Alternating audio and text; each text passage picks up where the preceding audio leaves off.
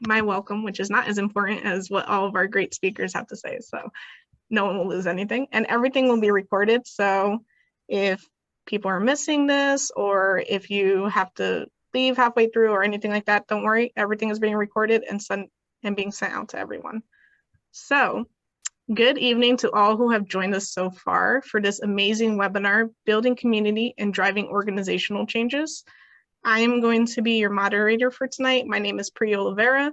I am the outreach specialist at the Watershed Institute. My pronouns are she, her.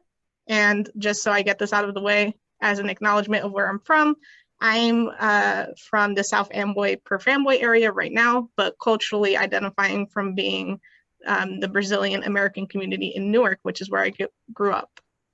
And I'd also like to take this chance to thank the Land Rally sponsors, if we go to the next page here, who have made the 25th annual New Jersey Land Conservation Rally possible. So thank you to the sponsors. So I just wanted to give a little few words to welcome and start us off. I just think that these past 2 years have been ones with a lot of strife, loss, and disruption. And society is divided on so many key issues. And one of those key issues is why we're here tonight, for environmental justice, or in a lot of cases, injustice. As a sector, there is no denying that there is a history of privilege, of constructing barriers, of denying entire populations their basic rights to enjoy and appreciate nature, to drink and swim in clean water and breathe clean air. And in many cases, it's come to the point where nature is actually being used as a weapon against communities. So the environmental sector, I believe, now has reached a crossroads where many organizations have to make those key decisions and take real action if they really want to restore access, improve the quality of the environment in New Jersey communities, and foster an equitable, diverse, inclusive field of professionals and advocates. So tonight, we are going to explore how to do that, how to build up the community and drive real organizational changes for the benefit of persons of color and marginalized communities.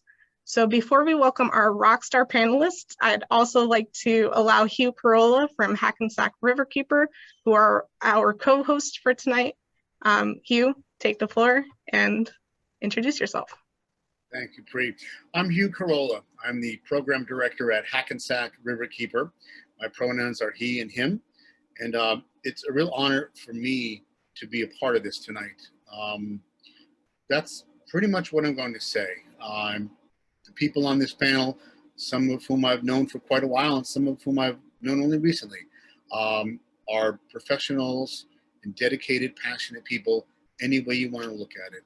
And the history that they bring, experience they bring to this conversation are words that need to be heard and shared. I would just like to take a moment to acknowledge the first people who resided on the lands where I now live and work, the Munsee Lenape people. And I invite anyone who may be zooming in from another part of the country to recognize the indigenous lands where you live and work today. The complex history we must always remember and acknowledge history, but also the indigenous people who currently reside here in our estuary, the Hudson Raritan Estuary, all throughout New Jersey, New York, and throughout the world. So again, it's my honor to be here and to help kick things off. And let's get started. Thank you, Hugh. So now, would everyone please join me in welcoming, giving virtual applauses, and saying thanks in the chat for Tykee James, the co-founder, the co-chair of Amplified the Future and founder of the Freedom Birders. Also, we have Renata Barnes from Outdoor Equity Alliance, Jay Watson from New Jersey Conservation Foundation, Rosanna da Silva from Hudson River Foundation, and Tanaja Swift from Billion Oyster Project, who are our rockstar panelists. And without further ado, I want to let Tykee take the floor and start his part of the presentation. Thank you so much. I'm excited to be here. This is the closest I've felt to New Jersey in a while. I've been to Liberty State Park, important place, important issues happening there. That's not here what we're here to talk about. I want to lay a little bit of foundation and context for what brought us here, for, part of what makes us so excited that we can be joined together on this great panel. But first, I want to tell you a little bit about myself. It's only fair. Birding, I've been birding for about a decade now, and it has always been a way for me to build community and coalitions in part of a bigger movement. And my first job was an environmental educator in West Philly, where I was at the Cobbs Creek Community Environmental Education Center. And my first understanding of bird watching was through the lens of seeing the effects of institutionalized structural racism, not just in my neighborhood of West Philly that has a history of police brutality towards the people. So where the Environmental Center is today, 36 years ago, the move bombing occurred. And this is something that only has been apologized for officially in the last couple months by the city of Philadelphia. But the move bombing, you can look it up. Long story short, they dropped a bomb on a bunch of residential houses in West Philly. That and other events coincided with the city disinvesting from that community in West Philly. Disinvesting up until I started working there. Not that I, no cause, just correlation. And what I witnessed in that was one part of the park can have street lights, trash cans, and park benches, and the other side won't. One side has a history knowing that the park attracts trafficking, not good trafficking. And that experience, those stories, that feeling follows the next generation. So to my mom's age, to my age, they're told not to go into the park because they know what happens there. And it's unfortunate, but it is something that we must acknowledge. Acknowledging that harm helps us understand what to do next.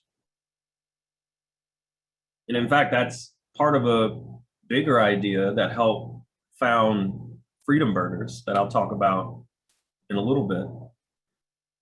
But from my start as an environmental educator, that was also a really great way for me to understand through birding how structural racism looked, felt, and operated in my neighborhood, places that I wanted to watch birds and teach people about birds. Now you fast forward a little bit, you look at that, I worked as an environmental educator for a couple of years. Then I had an opportunity to work with the state representative in North Philly, Representative Donna Bullock, as her environmental policy advisor. She saw my resume, saw that I was an environmental educator, and kind of took a risk. She was initially just hiring some college kid to run her schedule, which I did, on top of environmental policy advisor, and someone who would work in the district office to help and handle the constituent caseload, which I also did. Very rewarding experience. And when I initially got into looking at opportunities in environmental advocacy, my first impression was that this is not a space for me.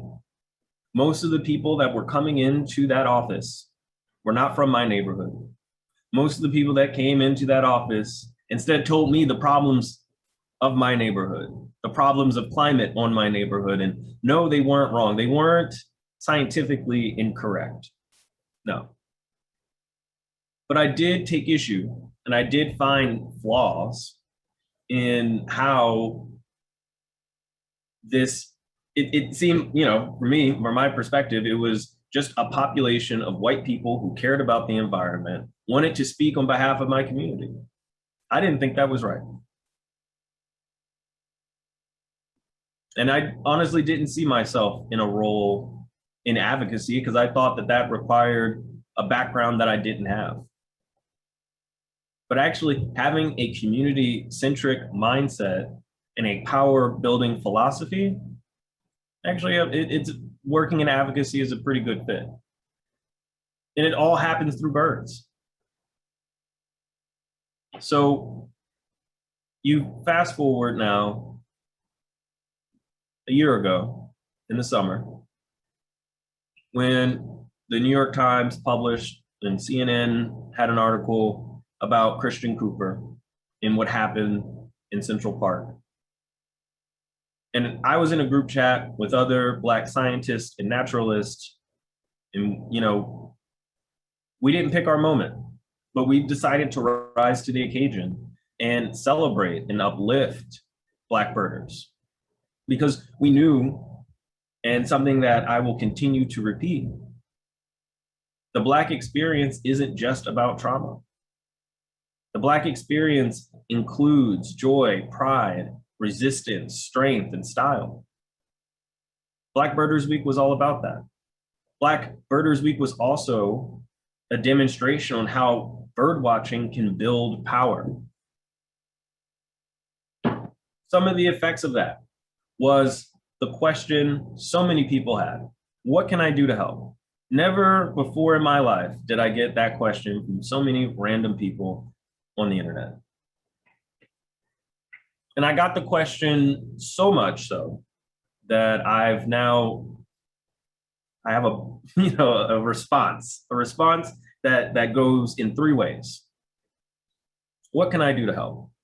Well, if you are an individual like I am, I say the first thing you should do is normalize how you demonstrate your values. None of your supporters, none of your friends, none of your donors should be surprised to hear you say Black Lives Matter. And they should be less surprised when you act like it, right? There are things that I think are important when you normalize how you demonstrate your values, because you do it all the time without you knowing. You're being political even if you're not being intentional. So I think it's important to understand what your intentions are and doing that, so if I care about reparations, which I do, I care deeply about reparations, I'm gonna tell you that it's important to add a land acknowledgement in your introductions. Now, obviously, you can take a college course on the connectivity of reparations and giving land back in the capitalistic system of the United States. This is not that college course. But for me, if it is important, if I believe in reparations and I think that's important, then my land acknowledgement is important for me to say, I'm based out of Washington, D.C., the native lands of the Naka-Chunk peoples, and I use he, him, his pronouns. Things that I think, if normalized, our society will do a little less harm. Land acknowledgement doesn't solve it. Land acknowledgement is not giving land back, but it is a step towards remembering and reminding people, how did we get here? Small things that I do. I think men talk too much. I'm one of them. I'm on this panel talking as a man. But I do this very specific thing. I try to keep track of how long I talk. And I keep true to this because I value other people's time. And I also want to reduce harm. And if you want to normalize if you want to look into more how to normalize the demonstration of your values, do some research. Think about what matters to you. Think about the actions that you can take. And that's just the first answer to what can I do to help? Normalize how you demonstrate your values. What can I do to help? Number 2. This goes for organizations, groups, clubs, societies, coalitions, associations, groups. Rationalize your rules, your policies, your bylaws, your MOUs, your handbooks, your code of conducts, whatever it is, you as a group exist on paper somehow. And if you don't exist on paper, then that's a different issue. You still need to rationalize what you're doing. You still need to comb through everything, word by word, letter by letter, punctuations. When you look at it, reflect, do these rules reflect the values of me, and this organization, of this group, do these rules reflect these values? If they do, 100%, I would love to see those rules, because I need them, because I haven't found them yet. Where you find issues or discrepancies where a rule does not reflect your value, well, then I think you should do something about it. Because if you know better, well, now is the time of any time to actually do better. And there should be no ambiguity about it. Your values are here. Your rules are here. You got to make up that space. No gray area about it. And I would say in the rule changing, rule updating, rule amending process, I think it's important to do it in a co-creative style. Co-creative style can mean a lot of different things. And I know that people get pushback when they talk about changing rules. And one of the more famous of the pushbacks is, that's not how we do it, or this is the way it's always been done. Well, to that I say the status quo is unsustainable. In fact, the status quo has been out of style. There's no version of the status quo that we need tomorrow and that will help us into solving problems into the future. Because the problems we're trying to solve aren't going to be solved in one day, in one action, in one webinar. No. The solutions we're looking for go into the future, and holding on to the status quo is not a sustainable way to make that progress. Now, on the topic of co-creation, why I think it's important to have a co-creative model in rulemaking, it actually brings me to number 3. What can I do to help? Organize. I say organize because we're thinking on the structural level. So we're talking about not just huge institutions, we're talking about groups of huge institutions. The financial institution, the criminal justice institutions, the education institutions, and yes, even the conservation nonprofit institutions. It's important that we organize against these structures. And you can organize in a group chat like we did for Black Birders Week. You can organize as a committee, which I've seen a lot of folks just have their first or second meeting of their DEI committee. You can organize as affinity groups. I know that's a popular move among employees, but a really popular move, especially of late, something that I'm always proud to talk about, organize as a union. Nothing is better for worker protections than a union, period.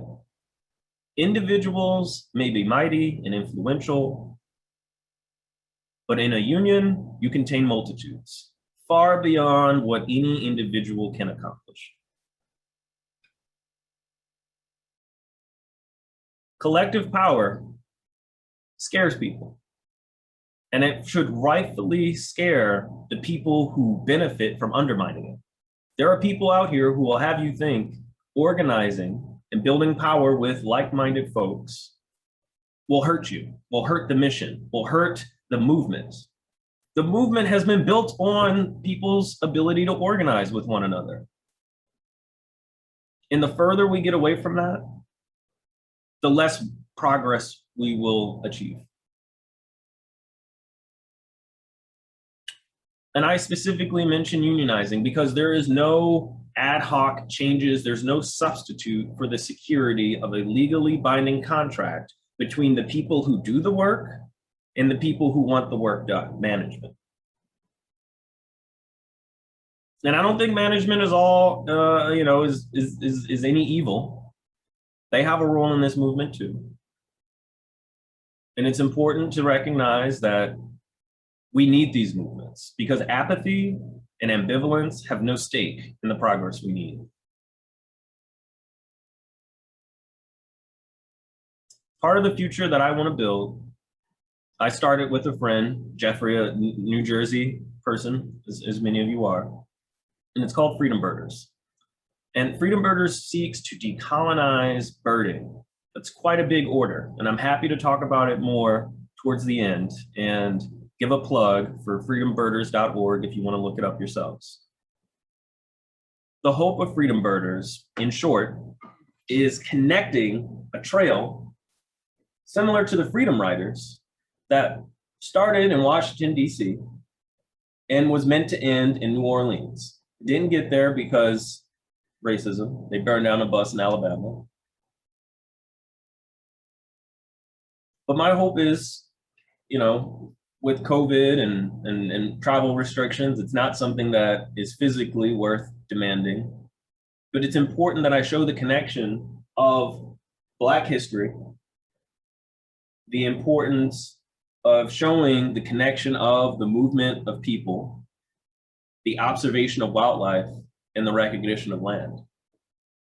And I think that is a birding experience that can truly be fulfilling, a birding experience that can even be liberating. And I hope if you're interested in more about freedom birders, check out freedombirders.org. And to that, I end my opening remarks, and I would like to transition to Rosanna. Thank you. Thanks, Tykee. I'm going to allow Tanisha to share her screen, and while she does that, I'll go ahead and introduce myself. So again, my name is Rosanna Da Silva. I use she, her pronouns. I am the Water Quality Manager for the Hudson River Foundation and the New York, New Jersey Harbor and Estuary Program, commonly referred to as HEP. And then I'll take the second for Tanisha. Why don't you go ahead and turn your camera on and say hello. Hello. So yes, my name is Tanisha Swift, here in Brooklyn. So I'll talk a little bit more about myself and what I do, but also located in New York City. Thanks, Tanisha. So HEP is essentially one of 28 national estuary programs of national significance, and our program really tries to bring together the diverse stakeholders, including scientists, citizens, and policymakers, to work towards the goal of fishable and swimmable waterways for the people and wildlife called for by the Clean Water Act. Next slide, Tanisha.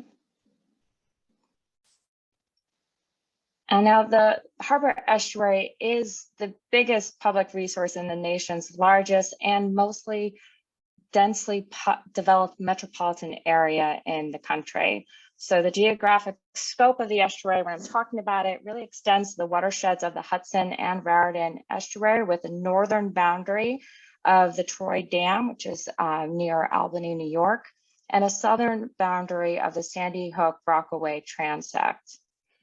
Next slide.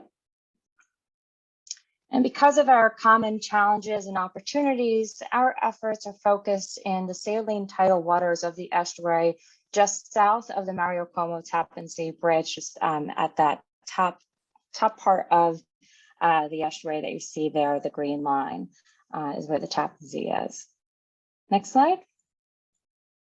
And so managing this resource requires addressing water quality concerns, both known, such as combined sewer overflows and stormwater discharges, as well as emerging contaminants of concern, such as microplastics and microfibers, PFAS, and obviously most recently the SARS-CoV-2. Next slide. It includes conserving and restoring our habitat for creatures of all sizes, from our harbor herons, oysters, American eels. Next slide. The Atlantic sturgeon, an endangered species in this region, and as big as whales. Go to the next one. It's a beautiful picture. And next, we also work to improve public access and programs to the waters of the estuary. Next. And we support our port and associated maritime operations so that they are both economically and ecologically valuable. Next slide. And finally, we also are trying to make sure that the people of the estuary are also informed by the science and are engaged in that decision making. And next slide. And so managing this public resource and its many services and uses is the shared responsibility of at least 5 core federal agencies, 2 states, 11 major sewage agencies, hundreds of counties, cities, and towns, millions of property owners. And the critical stakeholders included in those are are the many ones that you see here on the screen, in addition to a number of maritime businesses and several hundred civic and community-based organizations. And one of my favorite things about working for the Harbor Estuary has largely been this role that we play as conveners of all of these organizations and agencies across the board. And we essentially do this through our many different committees and work groups and advisory committees. And through our Hudson and Harbor Educators Work Group and our Citizen Advisory Committee, we formed a Diversity, Equity, and Inclusion and Justice Subcommittee to really help develop recommendations for how all these organizations and partners that we work with, who are also working on environmental issues, and the funders who support them, how can we increase diversity, equity, inclusion, and justice within their organizations so we can see that effect across the Hudson and Raritan Estuary. And we're here today to really talk about one of these key topics that the subcommittee has been diligently collaborating on, which is safe spaces. And I'm gonna pass it on to Tanasia to really dive deep into this conversation.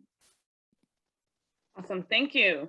So yes, for this part of the presentation, I'm just going to talk just about the Safe Space Commitment, which is an initiative that we are creating as a part of HEP. We're one of the organizations through the Bay and Oyster Project that's working to create this document. So before I go into that, just a little bit about myself. I am born and raised right now in New York City, born and raised in Brooklyn. So New York City for me is home.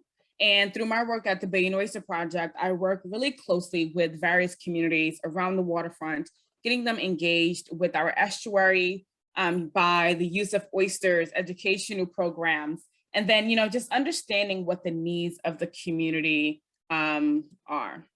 So through the Bay and Oyster Project, we have various reef sites, or what we call field station locations around the city, mostly around Brooklyn, but we have some that are in Queens, Manhattan, Staten Island, and we work with these communities, most of which are BIPOC communities, so Black, Indigenous, people of color. And one of the things that we began to realize is that we're bringing students, community members into the field, into natural areas, introducing them to the estuary, learning about what their needs are. And a part of some of the issues in terms of, what we're trying to do is understanding why for some there is this barrier or, feeling safe or unsafe rather near the waterfront. But a part of our goal is to engage with these communities, get them near the estuary. And just as many of the other partners within the HEP working groups, they're doing similar work in terms of working alongside community groups at the waterfront. So we're gonna dive in. I wanted to dive into two of our locations, field station sites, just to bring life to these locations. So when I'm talking about waterfront, I'm not just talking about just the water or the fish, we're talking about people. So one of the locations that I work closely with is the Sunset Park Field Station, located in Brooklyn. And this location was one of the first community reefs that Bay and Oyster Project put inside of the water. And this community, predominantly Hispanic communities, we've worked with some of the community groups there.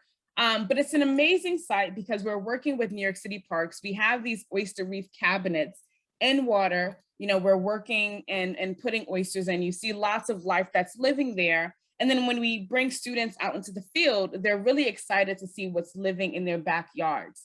And so this site has been great because you see people really taking ownership of their harbors.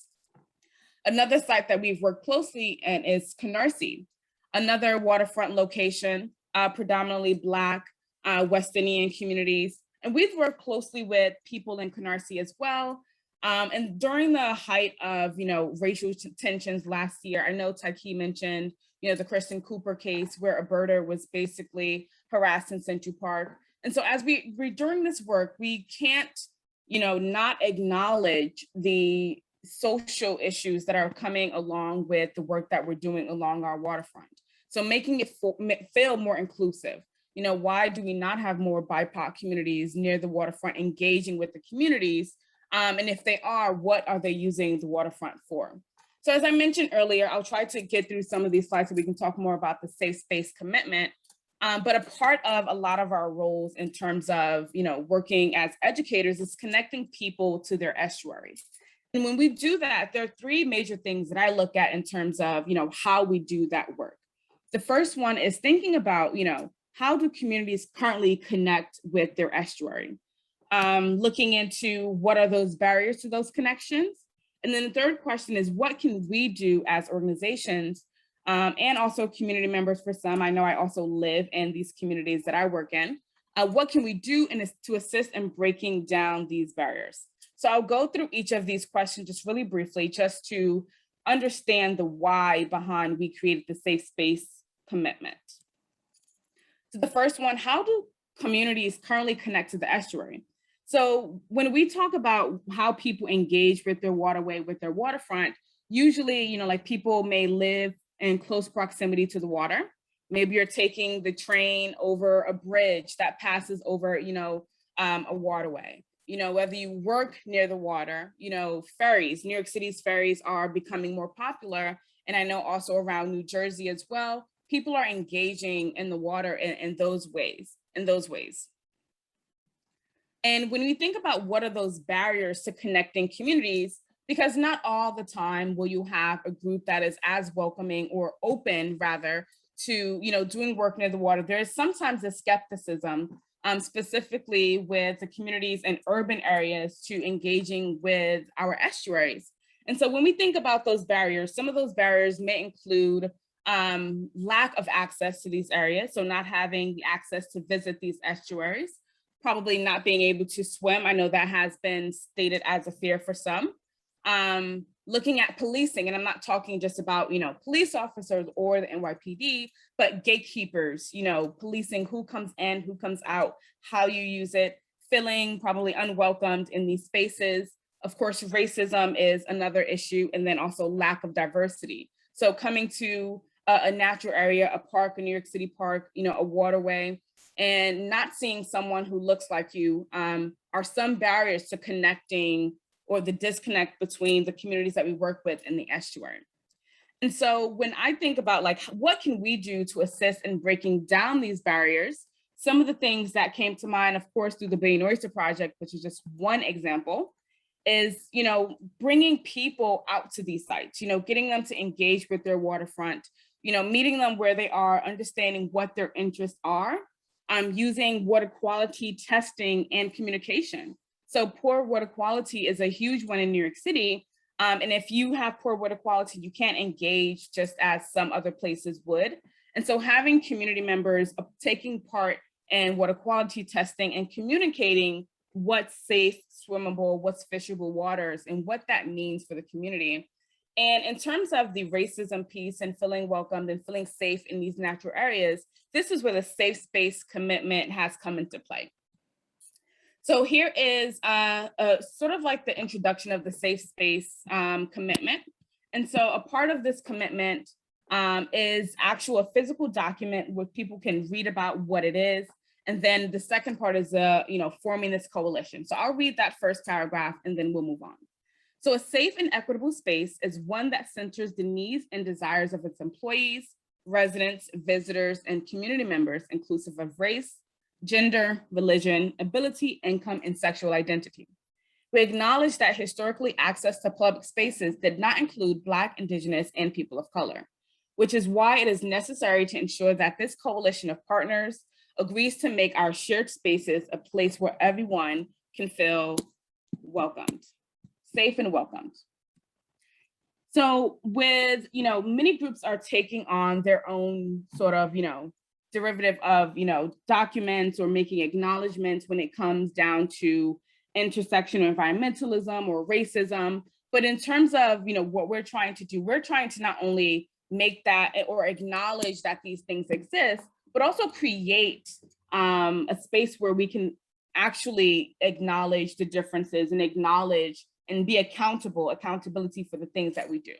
So a part of our goals include not only making spaces safe for BIPOC communities, but developing this coalition of partners, providing diversity training and workshops for our partners, internship opportunities for BIPOC students. So having students who are from local communities intern at one of the partnering coalition organizations so that we can have more diversity and diversity in the field of the environmental field. Hosting and attending an annual conference, and then also signage at these locations where we all work that will, present the safe space commitment, and then, a way for people to know more about why we are doing this. So in terms of next steps, right now we're finalizing, we've already finalized the safe space commitment. We're developing an appendix and a frequently asked questions resource for our partners to use.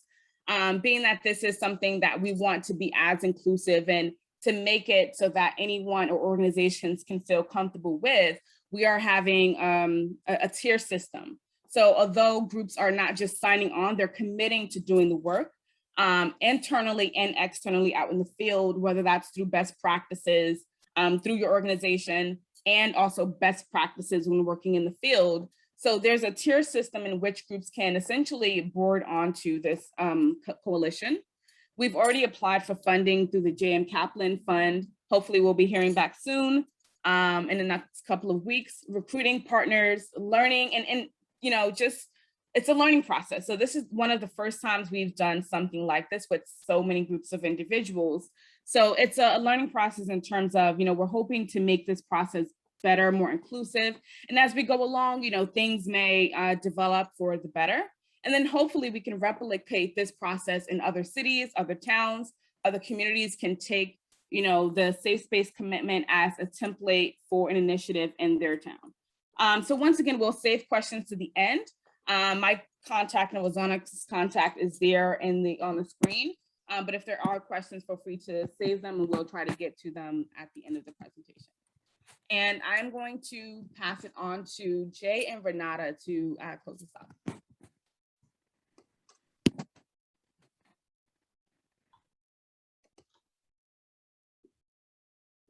Well, thank you so much for inviting us. Thank you very much.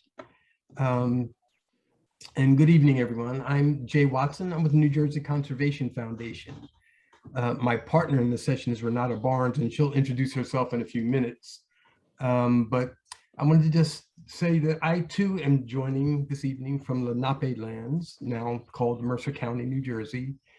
And I can say that with great confidence, as our state museum, the New Jersey State Museum, is full of artifacts that were uncovered not far from my home along the bluffs of one of the nation's important National Historic Landmark sites.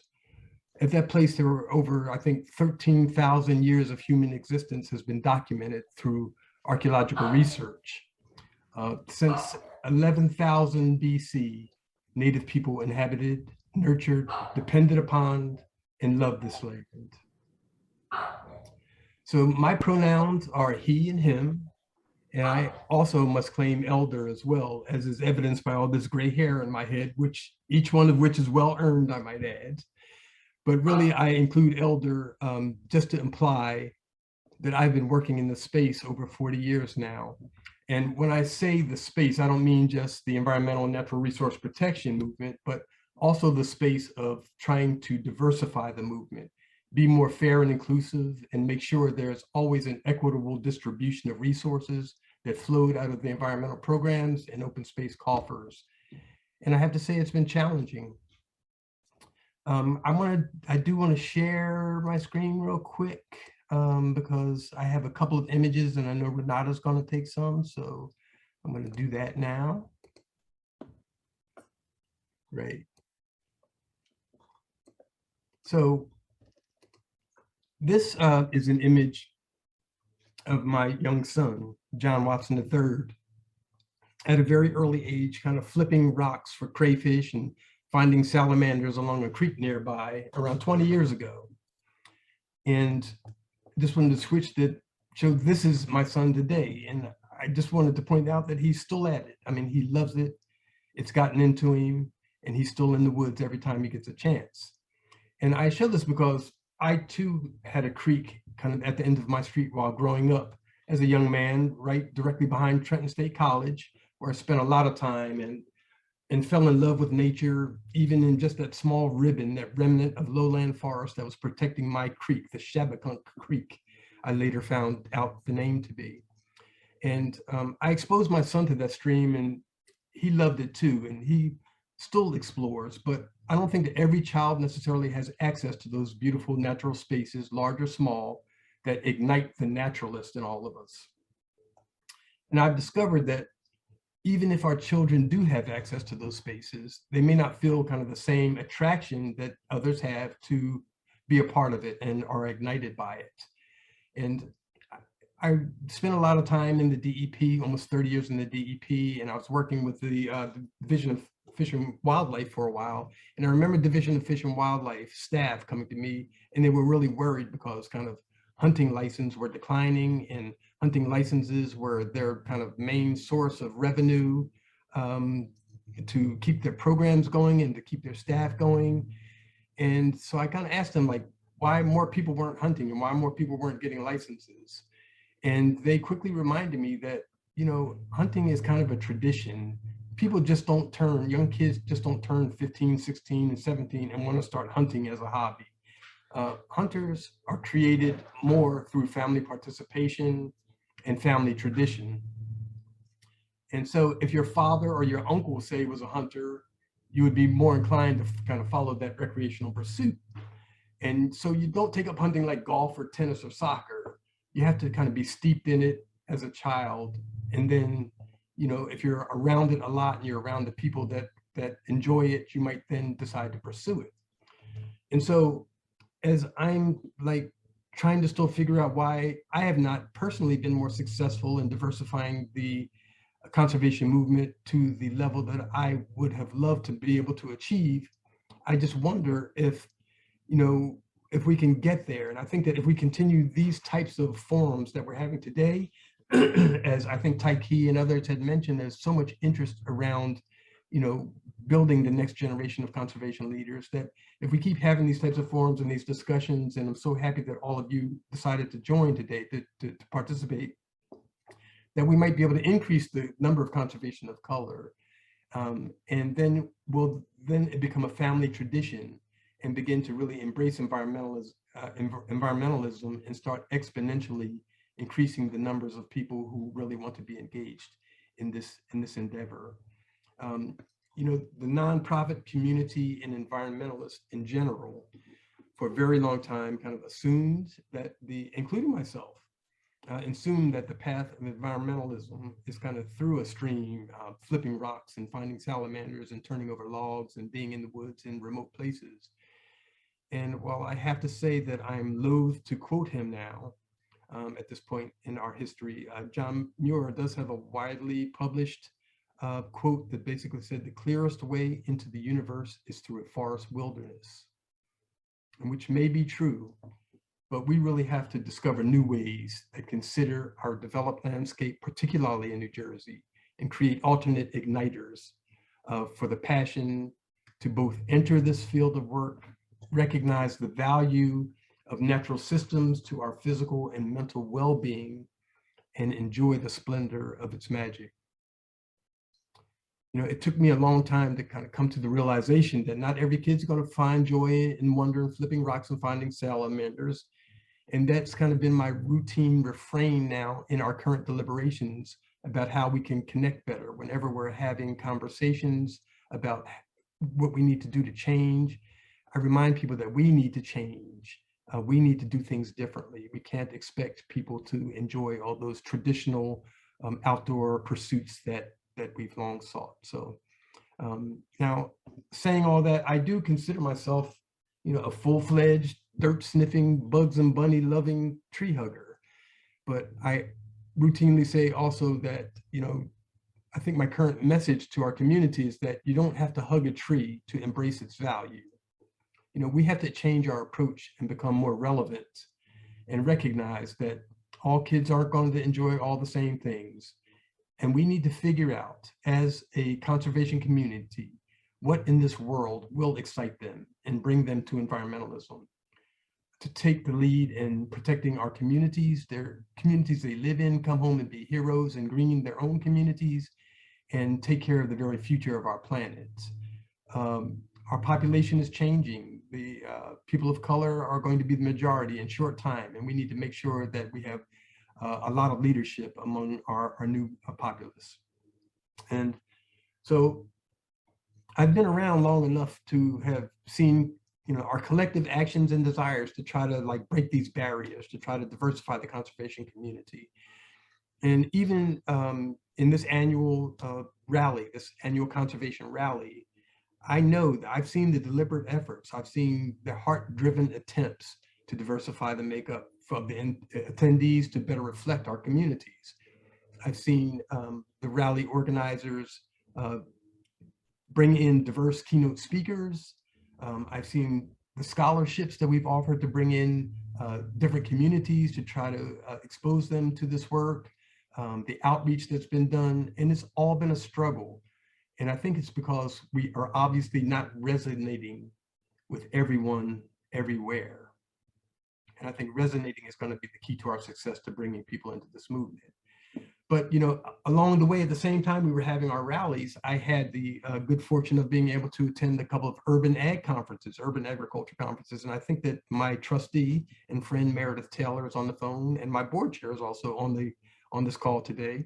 And I just remember going to those urban agricultural conferences, same connection. We're all still talking about land, but in those urban ag discussions, the participants were much younger, much more diverse, and it was stark. And I was just wondering why, because even the natural resource conferences and the open space conferences are still about the land. But I've always wondered, like, how do we make those things converge? How do we bring them together, those groups together, as it all is about the land? And so I remember we had our rally keynote speaker back in May, Carolyn Finney, the author of Black Faces in White Spaces. And I hope some of you were there. And she spoke to us about issues and barriers around why outdoors and environmental career landscape, doesn't reflect the diversity of our community and the nation. And I had heard Carolyn speak in a previous conversation at a previous talk. And I was struck by something, and I reminded her that she kind of included, I kind of put her on the spot. I felt a little bad because I caught her off guard, but I reminded her that I'd heard her include what I thought was a poignant quote from the famous Black woman comic Moms Mabley in one of her previous speeches. And some of you may have been on that call. And so I did put Carolyn on the spot and asked her if she could share that quip for the group for the evening. And she had to think about it for a minute, and she thought back, and then it came to her. And first she said she let people know who Moms Mabley was. She was a star, kind of just hitting her stride, a Black woman comic in the 50s and 60s, on the circuit. And she had this raw humor, and then she was a very unique person. And Carolyn said, "Oh yeah, I remember." Mom said, "If you always do what you've always done, you always get what you've always got." And I thought that that's kind of saying it all as to what our challenges are now. If you always do what you've always done, you always get what you always got. And I just thought that that's just such a unique way of looking at this thing and kind of compelling us to try to do things differently. So I say that just to suggest that I know many of us have been trying to move the needle for a very long time, and we've not been as successful as we want to. We must find new approaches to engagement and activism for our next generation of environmental leaders, or we will continue to get what we always got. We have to seek relevance. Every community in New Jersey is different, with different needs and different challenges. We have to go in and talk to communities to discover what resonates, what's needed, what will be respected, and then provide whatever it is we can as the conservation community, provide whatever they want, what they've said they want, whatever we can within the capacity of our organization's work. Not just demonstrate the jobs or careers available, not just demonstrate the quality of life and health benefits, but to share the joy of all that Mother Earth has to offer by providing safe, meaningful access to green spaces and programs.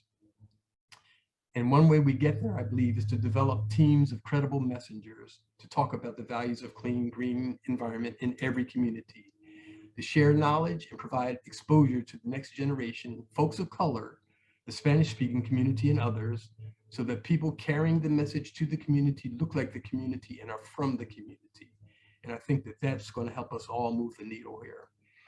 My organization, New Jersey Conservation Foundation, and our president is on this call, and looking inward and outward to make a difference through our board and staff recruitment and engagement around our nation's racial challenges and strife.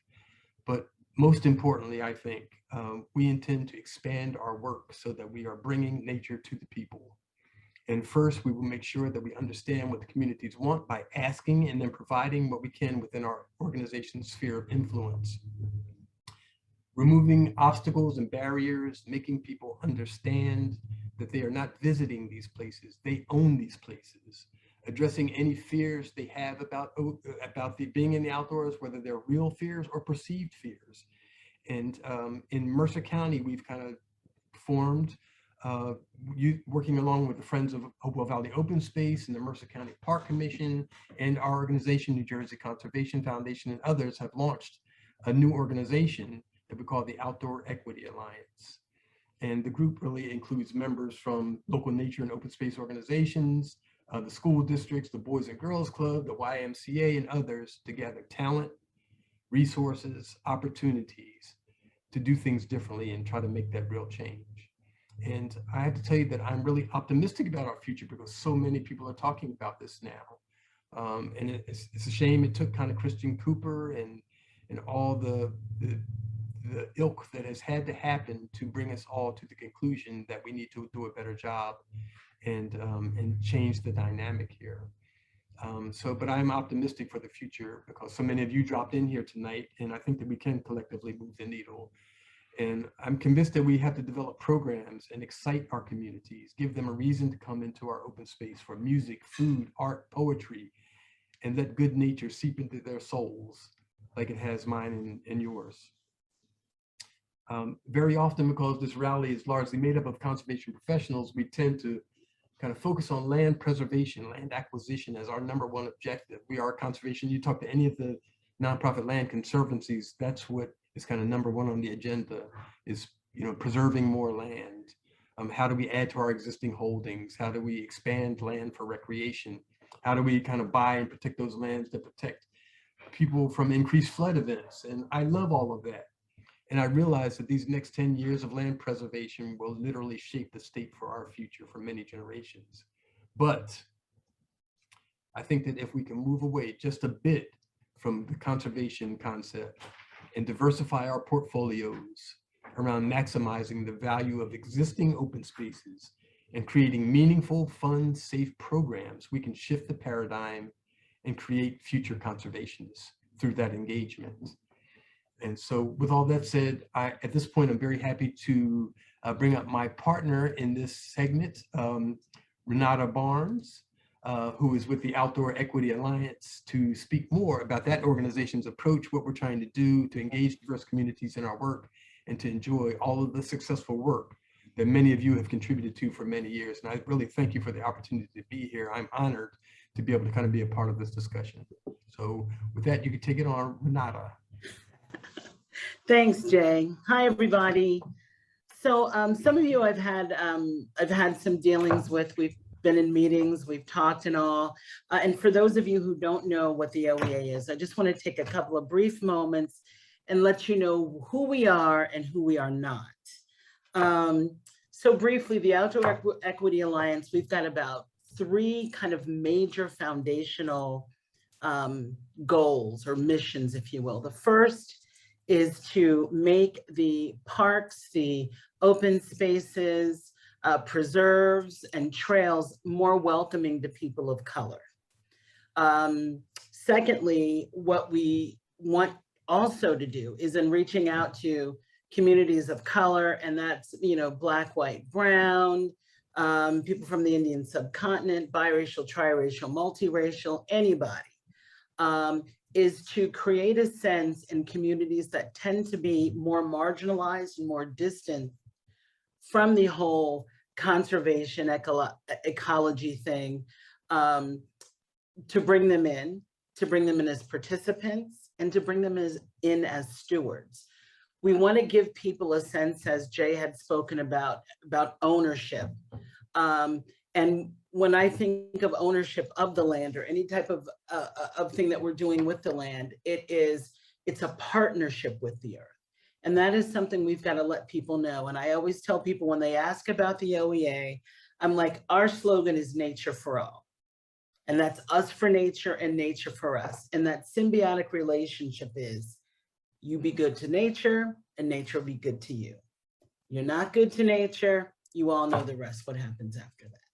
So we want to create, we want people to consider and understand the depth and the breadth of that relationship by teaching people to care for the earth, exposing them.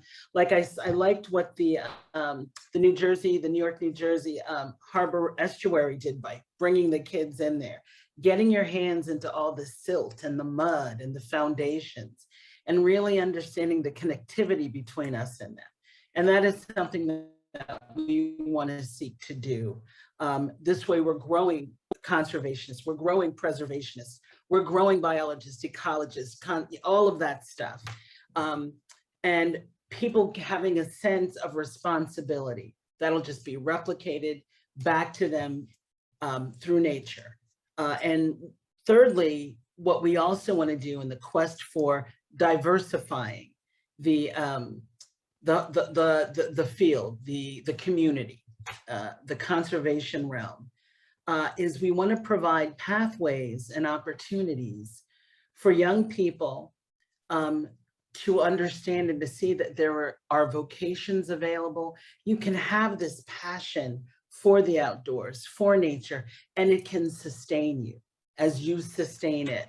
So one of the things we do is we offer internships, and these are paid internships where we expose all kinds of kids from various ethnic backgrounds, various socioeconomic backgrounds, to what it means to be involved. And through that, we want to answer a few things. We want to address a few things, rather. The disparity in the racial designations in the community, and also just the disparity in the relationships.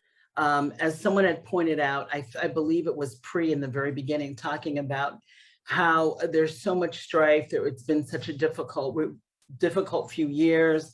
We've been seeing so much division. Part of our internship program is to bring different people together, bring different young people together, and kind of get them in a project, a worthwhile project that we all benefit from, which is nature, and get them working together. This way, creating interest, creating passion, creating opportunities for people to work together and see the benefit of what this can do. Advocating, there's so many things to learn there. So real talk, we are a kind of a fledgling organization. We've been at this for going on our third year.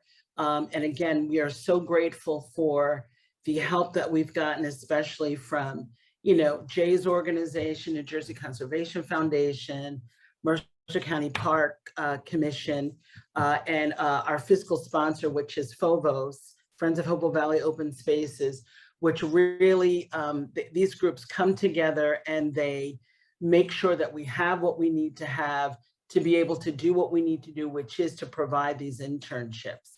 Now, people say, well, what else does the OEA do? I mean, it's really great that you do this stuff. Well, here is part of our big mission. One of the things I get so much from people is like, my gosh, Renata, we're just trying to diversify our group, or we don't know how to reach out to different communities. We don't know how to do that. We don't know how to diversify our board. How do we address these things? And part of the mission of the OEA is to be able to help small environmental groups and other civic groups be able to work through this. So we have so many people, including Jay Watson, his brother, Aaron Watson, the FOVOS ED, Lisa Wolf, and different people who work on this, who do some of the hard work of helping us kind of find our vision and helping other groups. I have so many people asking us, what can we do? So we want to come alongside organizations who are looking to reaching out to diverse communities, reaching out how to absorb them, how to be a part of it.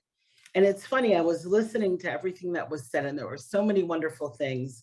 Something that Tykee said I thought was really made a lot of sense. He said, people should be able to tell what you stand for, not just by what you say, but by what you do and how you are. And there's a lot of virtue signaling in the conservation field. Sometimes when I talk about it, people kind of have the whole, you're one of those, you know, Birkenstock wearing, granola eating, lava lamp having, hemp wearing people. And I do own some Birkenstocks, but I don't like granola that much. But I definitely see that people think it's a bunch of people who pretend to do good, but don't do good.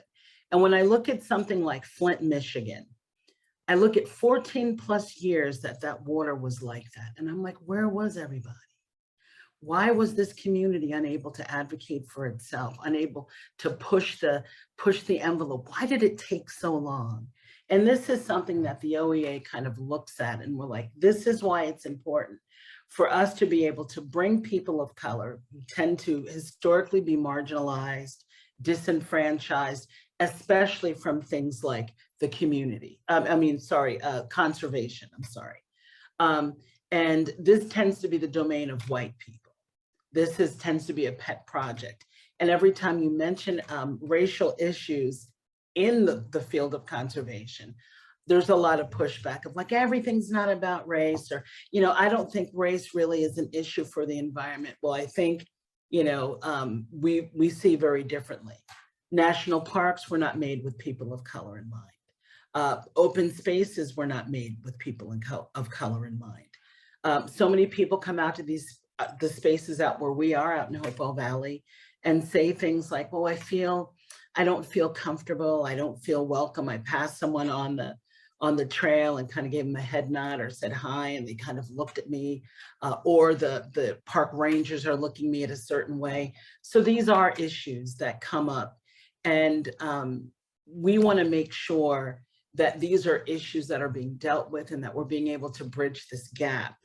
A couple of things that I've thought about and that we've been working on as to how do we go ahead and push the needle forward, or push the needle past where we are. And community partnership is a big one. And listen, I know that you guys hear this kind of stuff all the time, and I hear it quite a lot as well. The problem is, it seems that we hear it with very few solutions and not a lot of success the way that we want it, especially groups that tend to be a bit skittish and a bit standoffish about these things. So you partner with the civic organizations like schools, or like the Kiwanis or the Lions Club, or maybe some of the Divine Nine or the NAACP or LALDEF or something like that.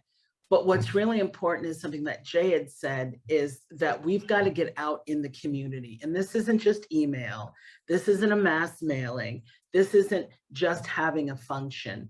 This is getting involved in what's going on there. And I said to someone, if you want to reach this community, if you're a white person who wants to reach a Latin community, you need to go out there and you need to find out what they're doing and show up.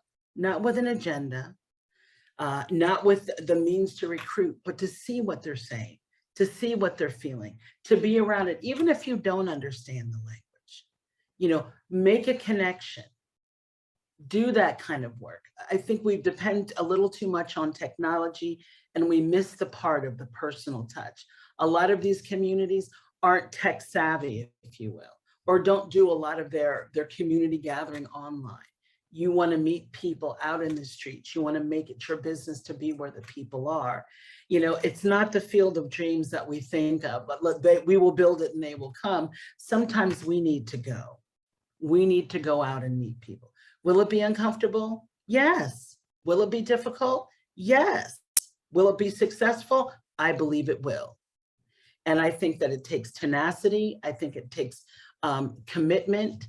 And I think it takes a plan. And I love that the OEA is such a part, and our big vision is to help other people to meet these goals in their organizations, for the environment, for these communities. What we've learned from Flint was that a community without a voice, without an advocate, will be floundering and will be victimized for a long time. And that's what we saw. That is what we saw with Flint. And people like, oh my gosh, I can't believe it. No, the water's fine. And we all knew that it wasn't. Traditionally, when communities of color are victimized environmentally, it's by big industry, it's by big agri, it's by big pharma, it's by just the government allowing certain things to happen, dumping, air pollution, water pollution, etc. And those are just some of the basics, and the far-reaching ramifications last through generations because there's no one to step in there, to know, to step in, to advocate, to step in, to know, and to step in to educate. The time to educate isn't always right when there's a crisis, but to be prepared. And so one of the things that we'd like to do is what our internship program is doing is preparing people to go into this field so we will know, so that our communities will be informed. There will be someone who looks like us and speaks our language, who's going to be able to help us know when we're being taken advantage of, when things are unjust and environmentally unfair. And that is what the OEA wants to accomplish. We also think that the other thing that is key is community participation. And it's not just showing up to a festival. It's not just, you know, joining a cleanup day, and all those things are great. But time and money speak volumes about what's important to us. You know, they all say, oh, I'm so busy, I can't do that. The old saying is that you only make time for the things you want to make time for.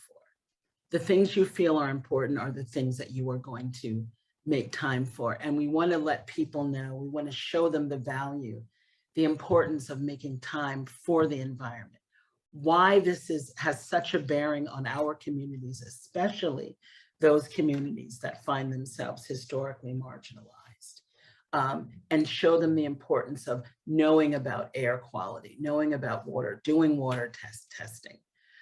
One of the ways that we made it a point this year to really get out into our communities, we participated in Juneteenth, which you'll see pictures up now. We had Black cowboys come out.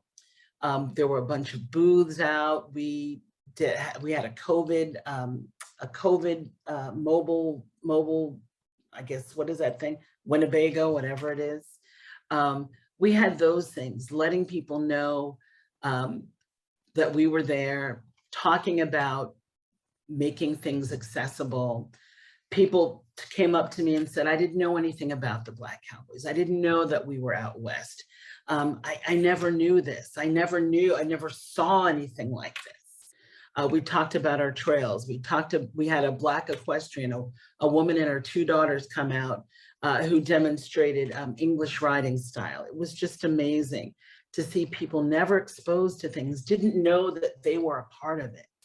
And when I talked about the history of the Black cowboys, the history of Black people in the West, people looked at me like, my goodness, I never knew this. And it made me think of what else we don't know. So all that said, I'm very excited for what the OEA is about to embark on. This is our 3rd internship coming up this year. We've done 2 previously. One was a land stewardship, and the other one we just finished was an avian internship, which was really cool. The interns went out to a banding station and they saw the birds that were caught, and we explained them. It was so fascinating. And a couple of them actually held these birds in their hands, and just the looks on their faces of just never doing that, just being so, just so awed by it. You know, they got to release them, and that was really exciting. And we had some incredible post-internship projects that were turned in. Somebody wrote a book, there were some poems, it was just incredible. Well, this year we're doing an agrihood, and we're so excited about that. Our agrihood is going to be talking and dealing specifically with combining community and agriculture, or gardening and farming. We're going to be using Leah Penniman's book, Farming While Black. We are going to be tapping people like the Northeast Farmers of Color, Fairhaven Farm, True Love Seeds, K&J Farms, Howell Living Farm, Capital City Farms. We're going to be doing both rural and urban, talking about how to grow food, addressing the idea of food deserts, talking about historical disenfranchisement from the land, and changing the narrative of what it looks like for people of color. African Americans, Latin Americans, and Indigenous people have a very complicated relationship with the land. And it's been perverted through government. We saw a few weeks ago, the USDA admitted that they had been denying loans for land and equipment to Black farmers for decades. I don't know who here was shocked. I was not, but it was very discouraging. Well, it was very discouraging to hear people not understand and still not understand when we talk about systemic racism, how deep it goes when it comes to things like the environment. We're going to be dealing with that in the Agri-Hood internship. They're going to be planting. They're going to be starting off in a greenhouse. They're going to be in the ground, learning about farming techniques used by African Americans, used by Indigenous people. So we're very excited about what this has to offer, what it's going to bring forth. We're excited about what happens. We are also shoring up the OEA, and so I encourage you all to reach out to me, Renata Barnes at Phobos, or it's R Barnes at Phobos, or R Barnes at Outdoor Equity Alliance. I think that's all I have, Jay. I don't know if there's anything else you wanted me to touch on, but I think that's all I have today. Thanks, everyone. Thank you. Thank you, Renata, Jay. Thank you to Tanasia and Rosanna and Tykee, everyone. This was absolutely fantastic. Right now, we want to open the floor to questions. If anyone in the audience has any questions for our speakers, please put it in the Q&A and we will get to them. There's already a question here asking, there are many, many ways to get connected to the outdoors that don't necessarily involve being a part of the environmental field. What does the environmental field offer young BIPOC professionals that other fields don't? So I'm not sure who wants to take that. Tykee? I thought about this question for a while. I'm only going to speak for myself because I don't speak for all Black people. I don't speak for Indigenous people. I don't speak for people of color. But I can speak to what I think belongs in our solutions. And based on my background, based on what I know about my heritage, I know it involves the outdoors. And so seeing similarly that solutions to the bigger problems that we have in this society today involves me going outdoors. For me, it's a way to connect to my history. It's a way to connect to my blood. It's a way to solve a problem of the future by remembering my past, remembering how I got here. But that's just speaking for myself. I can't speak for BIPOC. And if I can, Tanasia here, if I can just add on to that, I think, with the way, with climate change and the way that, the world is sort of like turning, I think many other fields, even outside of the environmental realm, are starting to incorporate more of the environment into the work that they do. So I think having that knowledge is, I think, key to so many fields that are now developing, so many fields, whether it's architecture, design, doing advocacy, the legal world, are now starting to become more quote unquote green. So these fields, and I think having that touch with nature and understanding, the issues in the environmental field will give someone the one up, not, also looking at advocacy. It's not always just about the planet, but also people. How do you work with people? How do you engage people? And I feel like that's something that all fields can, benefit from. Working with people is sometimes a hard thing to do. And, when you're doing it at a very young age, you're becoming nurturing, you're interacting with, your natural spaces.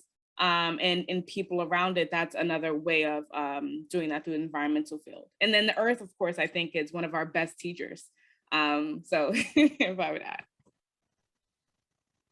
Yeah, I think I would just add to that, I think we need to look about how we define the environmental field. Like, it's not all green trees, meadows, and mountain ranges and beautiful lakes. Like, it is concrete, it is buildings, it is streets, it is grass, it is buildings, right? So it really does, like, it's a multidisciplinary field in when you look at it, and even when you're working in environment or taking an environmental science course, like, what it really is going through the sciences, right?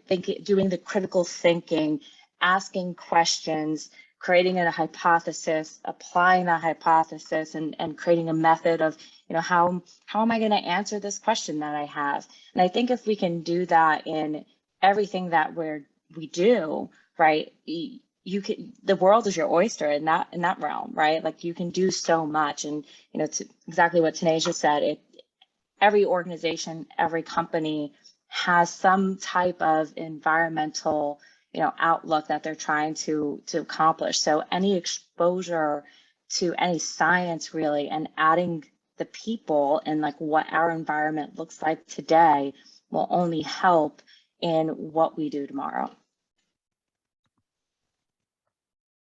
Thank you. Thank you, Rosanna and Tanisha and Tykee. Do we have any other questions from the audience?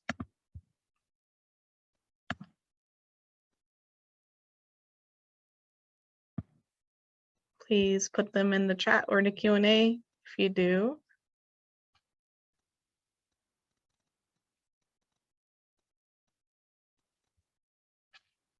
Okay, we have one from Lisa Wolf. Let's see. More comment, Lisa. Yes, I don't think the question should be what conservation offers BIPOC professionals that other people don't, but rather why it has the field so limited to white professionals in the past, and how can we keep it open to offer nature for all, in quotation marks. The OEA, or the Outdoor Equity Alliance internships, offer new career opportunities to people who may have been marginalized in the past. True, very true.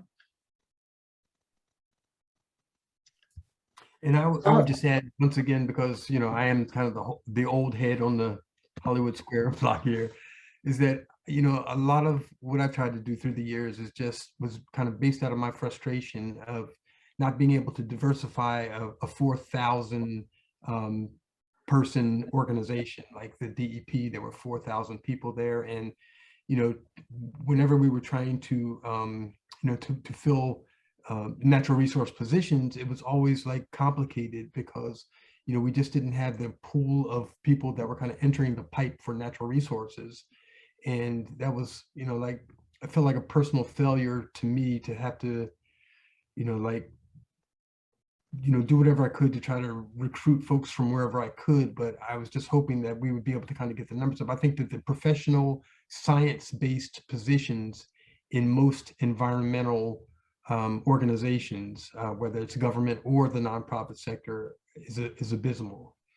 And I just don't think that a lot of our children have had the exposure to see that these opportunities are out there. So I do want people to, like, know all the lands that are out there and enjoy the lands and protect the lands, but I also want them to kind of join the economy of the space too, because it's important. There are jobs out there, whether it's phase 1 environmental assessments and work around climate initiatives and carbon sequestration. I mean, the environmental occupations and the environmental realm and organizations are going to be so important on how we literally protect our planet going forward. We're going to need talented people, and we're hopeful that a lot of these talented people come from the communities that we are all trying to make sure have high qualities of life. Renata? Yeah, I was going to say one of the things that I think is also really important is I like the fact that the environmental sector doesn't need to require you to go to college, a 4-year college. I don't think that that is feasible for a lot of people. I think that that big debt is a deterrent. I don't think that it naturally guarantees you any type of job. I like the idea of vocational schools, technical schools, apprenticeships. And I think by opening that up, I think that we will broaden and widen the people who will take advantage of them, not only ethnically, but socioeconomically. We'll be able to employ, people will be able to find a vocation in this field. And in various, to Rosanna's point, there's so many, the environment is big, and being able to care for it by different people. I think you can achieve so much. I don't think it necessarily means that you have to go to college.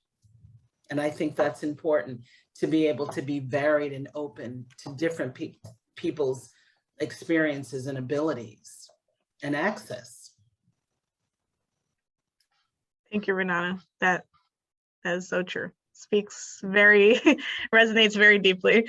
I see some people have their hands up in the chat. So if you do have any questions, please put it in the chat or the Q&A box. We did have earlier on someone, this might be a big thing to talk about right now. Maybe someone can touch on it, but someone asked if we could please consider discussing the feasibility of affecting restitution as a facet of reparations. So I don't know if anyone has a comment to that right now. Might be a big thing to answer.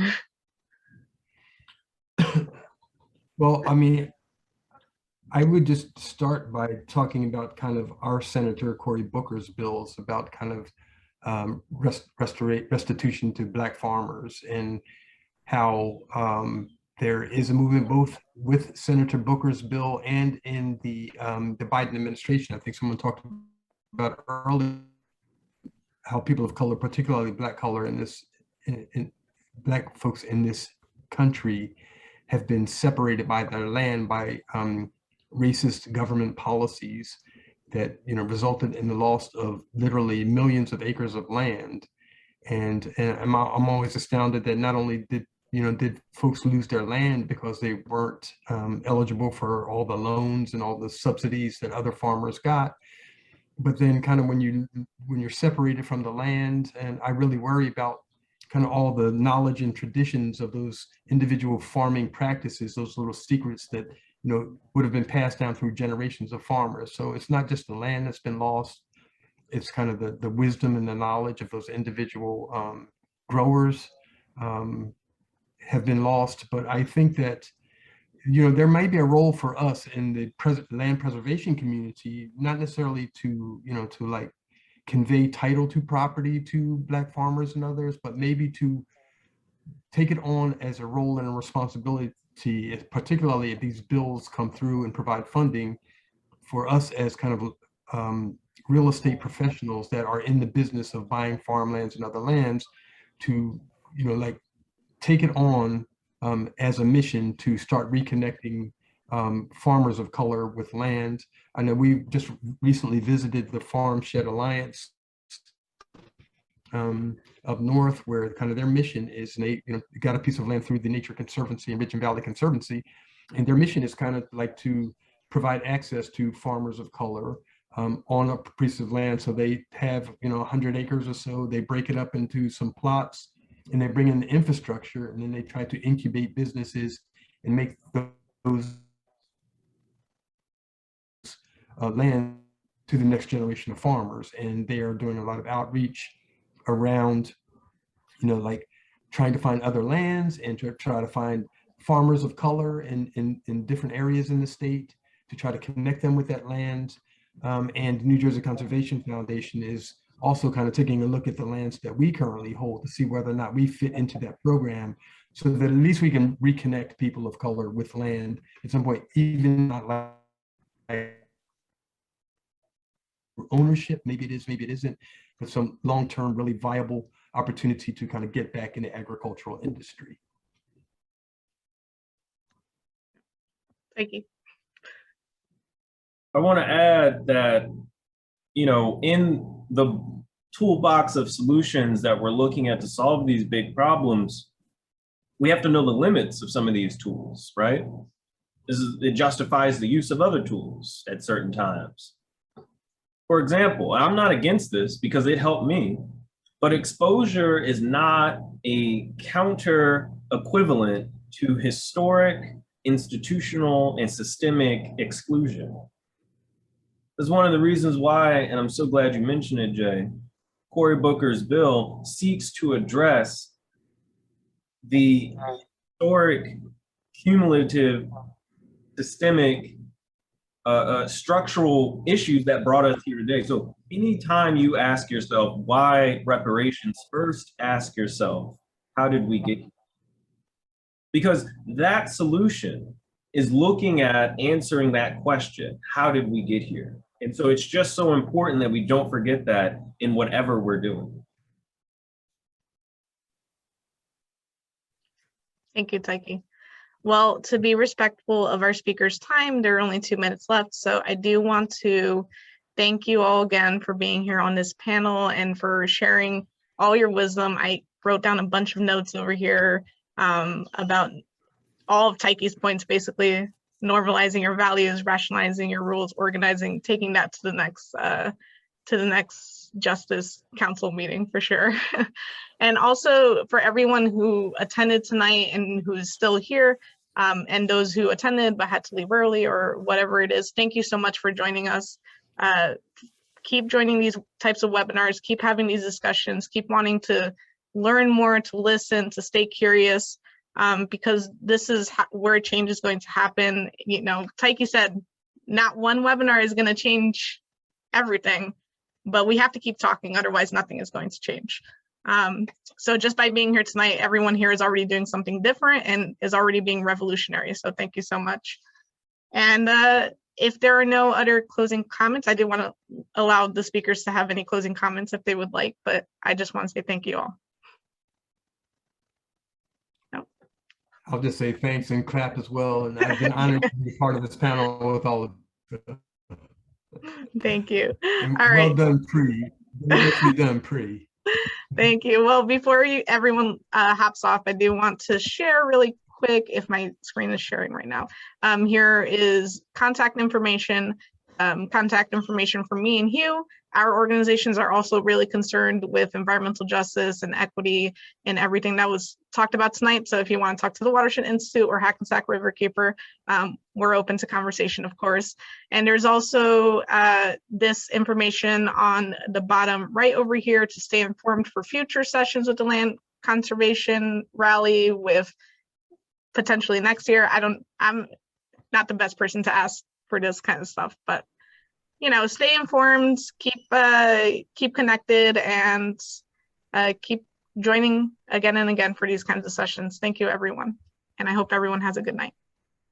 See you in the field, everybody. Thank you so much. Thank you, everyone. Have a good one. Beautiful.